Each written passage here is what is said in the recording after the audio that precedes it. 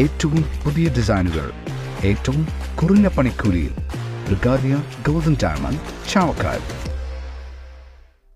കടപ്പുറം പഞ്ചായത്തിലെ കടൽക്ഷോഭത്തിന് ശാശ്വത പരിഹാരം കാണണമെന്നാവശ്യപ്പെട്ട പ്രത്യേക പ്രമേയവുമായി ചാവക്കാട് താലൂക്ക് വികസന സമിതി യോഗം. ചാവക്കാട് താലൂക്ക് കോൺഫറൻസ് ഹാളിൽ നടന്ന താലൂക്ക് വികസന സമിതി യോഗത്തിൽ കടപ്പുറം പഞ്ചായത്ത് പ്രസിഡന്റ് സ്വാലിഹ ഷൌക്കത്താണ് പ്രമേയം അവതരിപ്പിച്ചത്. കടപ്പുറം പഞ്ചായത്ത് ഉൾപ്പെടെ താലൂക്കിലെ തീരദേശ മേഖലകളെ ഹോട്ട്സ്പോട്ടായി ഉൾപ്പെടുത്താൻ സർക്കാരിനോട് പ്രമേയം ആവശ്യപ്പെട്ടു. കടൽക്ഷോഭത്തിന് ശാശ്വതമായ പരിഹാരം കാണുന്നതിന് വിദഗ്ധ പഠനം നടത്തണമെന്ന് യോഗത്തിൽ അഭിപ്രായമുയർന്നു.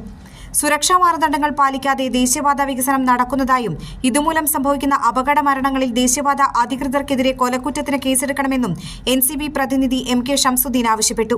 ഇത്തരം അപകടങ്ങളിൽ ജീവൻ പൊലിഞ്ഞവരുടെ കുടുംബങ്ങൾക്ക് അർഹമായ നഷ്ടപരിഹാരം നൽകണമെന്നും മേഖലയിലെ PWD റോഡുകൾ തകർന്നു കിടക്കുകയാണെന്നും അദ്ദേഹം ആരോപിച്ചു.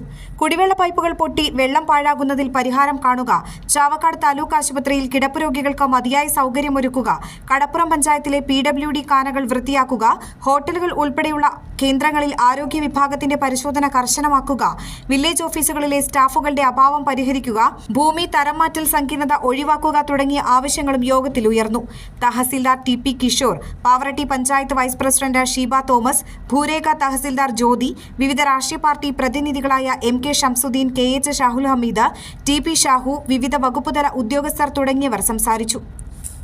അന്താരാഷ്ട്ര നിലവാരമാർന്ന 100% സംശുദ്ധമായ silver jewellery collections, hand crafted classic silver ornaments, platinum പോലെ silver, Alookkaran silver jewellery, Chettuva road, Chavakkad, Chettuva road, Vadanappally.